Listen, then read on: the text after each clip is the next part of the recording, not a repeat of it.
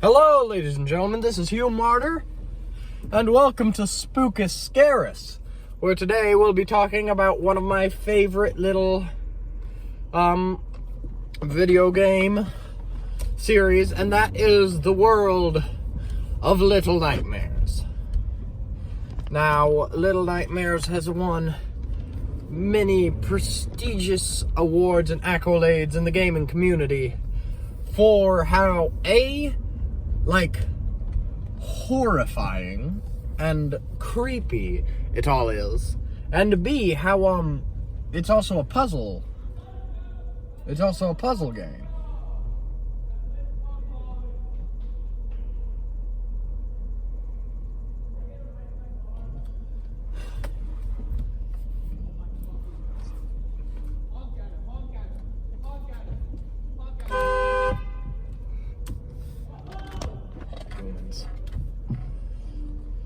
Humans can be jerks. Humans. Anyway, where was I? Yes. They've won many accolades and recognitions for being so excellent. Let's see, does this interrupt you? 1 second. Turning up the brightness. What happened there? You'll have to tell me what happened. Maybe that's a way to pause it. If so, I'm going to exploit that. But anyway, I had to turn up the brightness so I could see myself, actually. I'm rather vain. Jeez. Traffic. Anyway, they're amazing. Incredible. They've been recognized for such. Because it's beyond the vein of your classic horror games, where you're being chased by something spooky. Instead, it's something very, very mysterious. I'll give you the synopsis of the first game and the second game. Spoilers abound, and I urge you to look up the character design for these creatures. It's splendid. They're all so frightening. But anywho, now, you wake up. You are a little girl in a raincoat. You look sort of like, I don't know, a gnome. Or an arrow. A yellow arrow that's grown legs. The graphics are amazing, by the way, and so is the sound, but that's not the point. Hello, sir. The point is that you're a little child.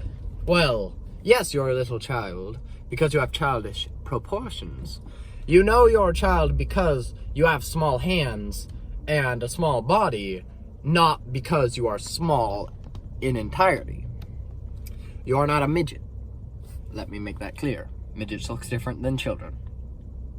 So, you wake up, you're a girl in a raincoat, your name is Six. You don't know that? The only way you get to know that is by asking the wiki, and they know. There's no other way to know that information. But anyway, you wake up in a suitcase in a very dark and strange place. And you walk around a lot. And dark spaces. You climb a couple of ladders to get used to the controls.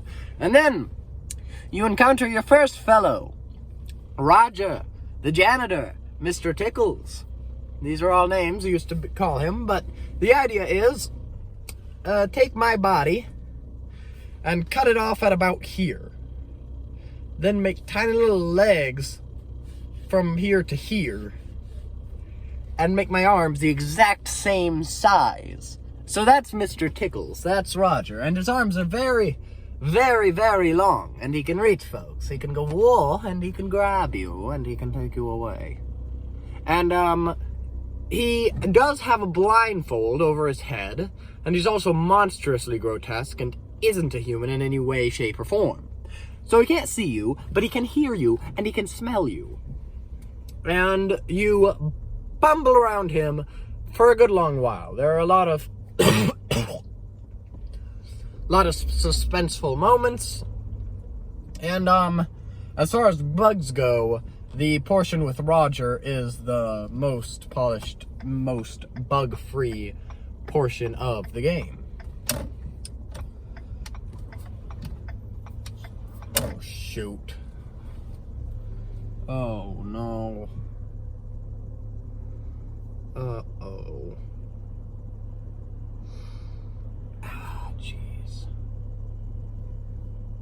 Okay. So, you have Roger, and you mess around with him for a while, and you cut off his arms. This is where you begin to learn that your character, 6, is not exactly the most sensitive of souls. Later, you get hungry, and you eat a strange, small piece of meat that is raw and you probably wouldn't eat otherwise. But in this situation, you eat it because allegedly you're starving. You're hunching over from the desiccation, the defamation. You're dying. Jeez, I'm spending a lot of time on this. Anywho, you move on to the kitchen. You hop on a meat hook and ride your way to the kitchen, where you have to deal with 2 dudes, 2 bros, the chefs. And they're both grotesque, and they're both, this is interesting, wearing masks. And the masks are of really grotesque, fat, flabby faces. And there are very grotesque, flabby boys. But the thing is, why are they wearing masks? This is part of the greater mystery. And you evade them for a while, trying not to get put into a fish and chopped up, or something like that. And they are preparing a lot of food. You notice that. They are preparing a lot of food. And then you escape from them. And you run away some, and you find a hole, a sort of a window, and you climb through the window, and you end up on the outside of a ship. And you climb your way up as you see people. Strange, huge, lurching figures, blub, blub, blub, blub, blub, lurching their way onto the ship. I might have to divide this into 2 videos. Ignore the music next to me. Anyway, so they lurch their way onto the ship, and you see them all going onto the ship. You're on a ship, and apparently it's a food liner. And you also see this strange woman as you sneak in through the reception area. A strange woman, very Chinese, wearing like a tall robe. And has her hair in a bun, and her face seems very pale. Anyway, the guests part is my favorite part, because it's all done in a eating environment, and it's all Chinese, and there are a lot of enemies everywhere, and you get to do puzzles where the enemies are part of the puzzles. Not the enemies are the things you're trying to solve the puzzle around, but the enemies are the puzzle. You see. So that's my favorite part, and they're big chubby lads and lasses, and they eat a lot of food, and they want to eat you. If they catch you, they stick you in their mouth. So, you move on, you scram, you eat a rat, you eat the strange little creature who tries to help you by giving you a sausage, and you eat him instead. Ha ha, loser.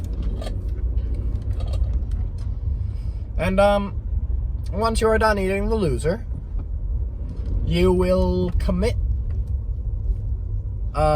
go into the strange Chinese lady's murder house. And the Chinese lady's murder house is a lot like that, some of the last stages from Luigi's Mansion 3. They were all like, jeez. They were all secret passageway puzzles, and your house has secrets and Scooby-Doo type puzzles. And they're all very scary, and all the mirrors are broken, and you don't know why. And this woman, she does not seem right in the head. She's wearing a mask. And she breaks all the mirrors, and she sings to herself, and she's very nice, except she isn't.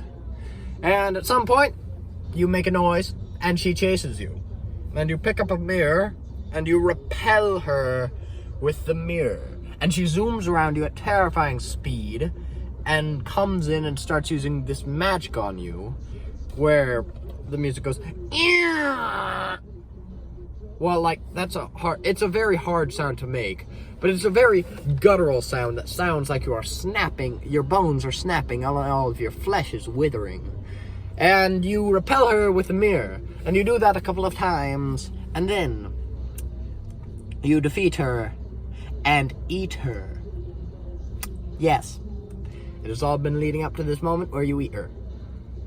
And when you eat her, you gain her powers. And you walk out through the front exit, and all the guests are there, and they're like, huh, look at you, I still want to eat you. And you suck the life from their body. And this was one of the first horror games that left everybody like, wait, no one is the hero in that situation that I've just encountered. Because that was mass murder. And that is where the story of the first game ends. Now, I feel that y'all don't like to watch my larger videos, and besides, Little Nightmares 2 is when they really kicked it into high gear. So, I suggest you check out the art. Maybe I'll leave some links to special images in the description, because they are class A stuff. But yeah, you check that out. Remember to like, comment, subscribe, and share. Because we're a growing channel after all, and we get special things at 100 subscribers. And if you do all these things, then I will reward you plentifully. Alright? Check for the part 2, and I don't know, it should be popping up. And, bye-bye.